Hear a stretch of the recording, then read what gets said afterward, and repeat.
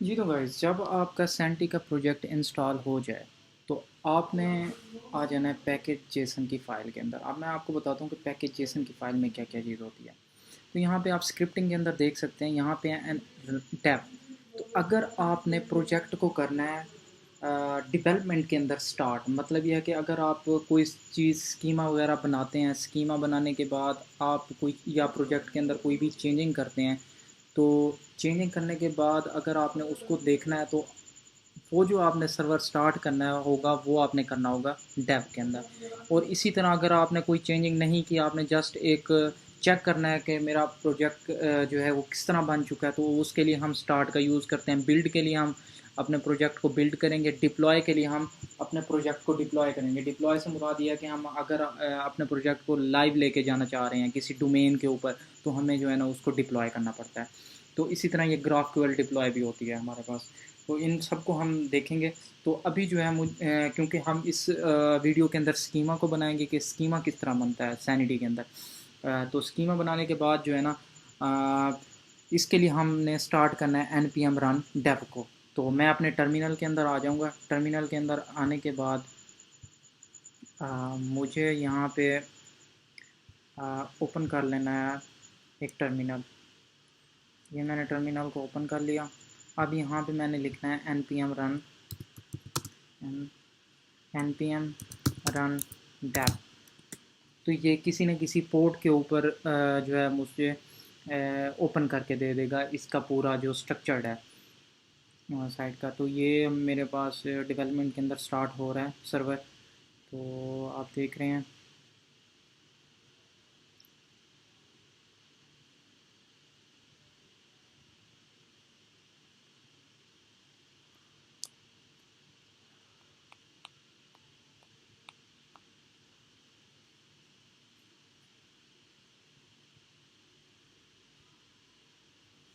जी, तो सर्वर मेरा स्टार्ट हो गया लोकल होस्ट 3333 के ऊपर। तो मैं इस होस्ट के ऊपर चला जाता हूँ। अब यहाँ पे जो है ये थोड़ा सा टाइम लेगा, क्योंकि जब सर्वर स्टार्ट होता है तो ये थोड़ा सा टाइम लेता है। तो जैसे ही सर्वर आपका स्टार्ट हो जाएगा तो ये कंटिन्यूसली आपका वर्क करता रहेगा। तो देखें, सैंटी स्टूडियो आपका ओपन हो चुका है। यहाँ पे मज़ीद थोड़ा सा टाइम लेगा। यहाँ से आपको जो है ना लॉग इन करना होगा अपने सैंटी स्टूडियो के साथ। अगर ऑलरेडी आप लॉग इन है तो वो उसको डायरेक्ट ही ये आपको उसका डैशबोर्ड दिखा देगा सैंटी का। अगर आप लॉग इन नहीं हैं तो फिर आपको जो है ना उस प्रोजेक्ट को लॉग इन करना पड़ेगा। तो यहाँ पे लोडिंग हो रही है।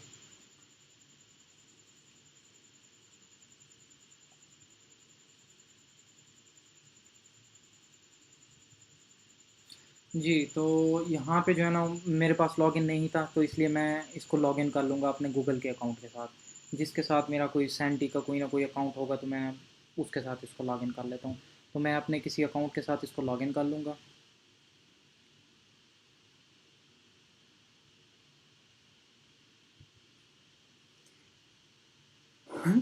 जैसे ये मेरा लॉगिन का प्रोसेस कंप्लीट होगा तो मेरे पास सैनिटी का एक डैशबोर्ड आ जाएगा। अ,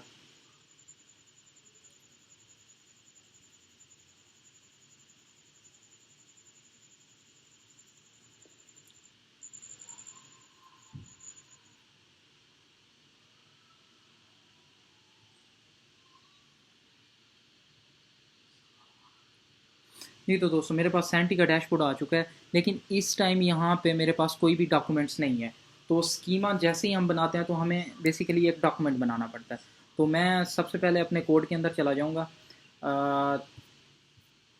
ये मैं अपने कोड के अंदर आ गया, ठीक है, और स्कीमा के फ़ोल्डर के अंदर चला जाऊँगा। तो यहाँ पे आने के बाद मैं क्या करता हूँ, एक स्कीमा बनाता हूँ, अपना एक डॉक्यूमेंट बनाता हूँ। तो मैं डॉक्यूमेंट का नाम दे देता हूँ लाइक यूज़र, ठीक है, user.js। तो ये मैंने एक फ़ाइल बना ली।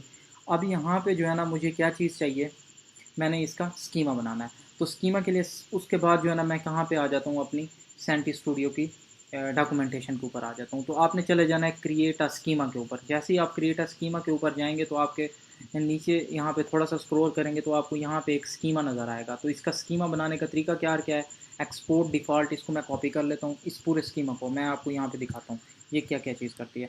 यहाँ पे मैं आगे उसको पेस्ट कर दूँगा। तो यहाँ पे पेस्ट करने के बाद अब ये कौन कौन सी वैल्यूज़ को लेता है, सबसे पहले आपने देना है स्कीमा का नेम। ठीक है, हमने इस चीज़ को फ़िलहाल भूल जाएं, अभी हम फील्ड्स की बात ही नहीं कर रहे हैं, अभी हम बात करेंगे कि हम स्कीमा को किस तरह बनाएंगे। तो यहाँ पे जो है ना आपको सिर्फ 3 चीज़ें देनी होगी। एक नेम देना होगा। अब स्कीमा का नेम क्या है, क्योंकि मैं स्कीमा बना रहा हूँ यूज़र के रिलेटेड, तो यहाँ पे मैं इसको लिख लूँगा यूज़र। लेकिन आपने ये माइंड में रखना है कि ये जो नेम है वो हमारा लोअर केस के अंदर होना चाहिए, और टाइटल जो आपने देना है वो हमारा किस में होना चाहिए, अपर केस के अंदर आप उसको ऐड कर सकते हैं, और उसके अंदर स्पेस भी दे सकते हैं। लेकिन यूज़र के अंदर आप कभी भी स्पेस नहीं देंगे और उसको अपर केस में भी नहीं देंगे। तो इसको मैं कर दूंगा यूज़र अपर केस के अंदर। और टाइप इसकी हमेशा, जैसे ही मैं कोई न्यू स्कीमा बनाऊंगा, डॉक्यूमेंट बनाऊंगा, तो उसको मुझे जो टाइप देनी होगी वो उसकी डॉक्यूमेंट होगी। ठीक है, इसको मैं टोटल सिंपल सेव कर लेता हूँ। जैसे ही मैं सेव करूँगा और उसके बाद मैं अपने स्कीमा सैनिटी के अंदर आ जाऊँगा। सैनिटी के अंदर आने के बाद मैं अपने पेज को रीलोड करूँगा। तो फ़िलहाल जो वो मेरे पास कुछ भी ऑप्शन नहीं आएगा। क्यों नहीं आएगा, उसकी एक वजह मैं आपको बताता हूँ। ये देखें, अभी वो उसी पेज के ऊपर आ जाएगा जैसे वो पहले था, जिस तरह को वो पहले बिहेव कर रहा था। ये देखें, अब इसकी वजह यह है कि हमने स्कीमा बना तो लिया है लेकिन इसको हमने कहीं पे इंपोर्ट नहीं किया। तो इंपोर्ट करने के लिए ये इंडेक्स की फ़ाइल है, इधर हमने सब स्कीमास को क्या करना होगा, इंपोर्ट करना होगा। तो मेरे पास जो स्कीमा था वो किस चीज़ के रेलिवेंट था, यूज़र के रेलिवेंट था। तो मैं क्या करूँगा, इंपोर्ट यूज़र। ठीक है, फ्रॉम, कहाँ से हमने इसको यूज़र को लेना है वो मैं बता दूंगा, अंडरस्कोर स्लैश, और यहाँ पे मेरे पास इसका इंटेलिजेंस मुझे बता देगा यूज़र, या डायरेक्ट मैं यहाँ पे है ना उसको टाइप कर लूँगा यूज़र। ठीक है, ये मेरे पास यूज़र आ गया। तो इसी यूज़र को उठा के मैं क्या करूँगा, यहाँ पे आके लगा दूँगा। तो अब जो है मेरा स्कीमा ऐड हो गया है सैनिटी के साथ। तो अब मैं अपने सैनिटी के अंदर चला जाऊँगा। अब देखें ये खुद ही रीलोड हो चुका है यहाँ पे। अब आप यहाँ पे चेक करेंगे कि document type user, user document fields property of the array inserts are defined. अब मुझे इस चीज़ का एरर आ रहा है कि मेरे पास यहाँ पे कोई फील्ड्स नहीं है, क्योंकि कोई टेक्स्ट फील्ड होनी चाहिए, कुछ कोई ना कोई यहाँ पे सेलेक्ट फील्ड होनी चाहिए। तो ये चीज़ को मैं करता हूँ यहाँ पे कॉपी। अब यहाँ पे आप चेक कर सकते हैं, इसको कॉपी करने के बाद यहाँ पे मैं आके यहाँ पे सिंपल सा पेस्ट कर दूँगा। अब ये मेरे पास एक फ़ील्ड बन गई है किस चीज़ की, मुझे चाहिए यूज़र का नेम। तो यहाँ पे मैं नेम है तो मैं यहाँ पे कर देता हूँ यूज़र अंडरस्कोर नेम। ठीक है, और यहाँ पे नेम है तो इधर मैं कर देता हूँ यूज़र नेम। अब मैं आपको बताऊंगा कि ये जो यूज़र है इसके ज़रिए हम इसकी वैल्यूज़ को फैच करेंगे। ठीक है, और ये जो यूज़र है ये आपका डिस्प्ले के ऊपर, सैनिटी के डिस्प्ले पे आपको नज़र आ रहा होगा कि ये वाला नेम है। तो यहाँ पे फील्ड्स का क्या नेम है वो इसलिए इसको डिनोट करते हैं।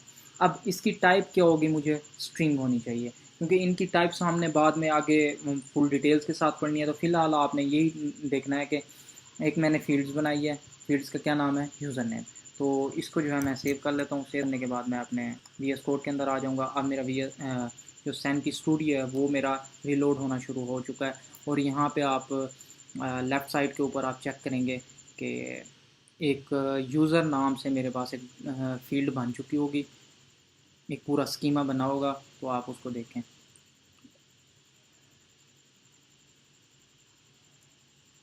ये देखें यहाँ पे मेरे पास कंटेंट के अंदर क्या बना हुआ है, एक यूज़र बना हुआ है। तो जैसे ही मैं यूज़र पे क्लिक करूँगा तो आगे मुझे इसका एक पूरा डैशबोर्ड नज़र आ जाएगा, जहाँ से मैं अपने टोटल यूज़र्स को ऐड कर सकता हूँ। अगर मैं यहाँ पे एक न्यू यूज़र को ऐड करता हूँ तो वहाँ पे जो नेम था वो मुझे ऐड करना होगा, क्योंकि फ़ील्ड मैंने एक ही अभी फ़िलहाल ऐड की हुई है।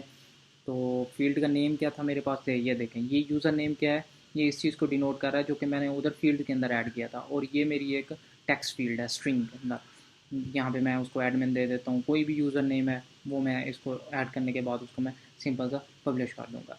तो अब जो है ना हम आगे फर्दर जितनी भी फील्ड्स हैं उनको हम मज़ीद इनको स्टडी करेंगे डिटेल्स के साथ। तो अगर आपने अभी हमारे चैनल को सब्सक्राइब नहीं किया तो सब्सक्राइब कर लें। Thank you.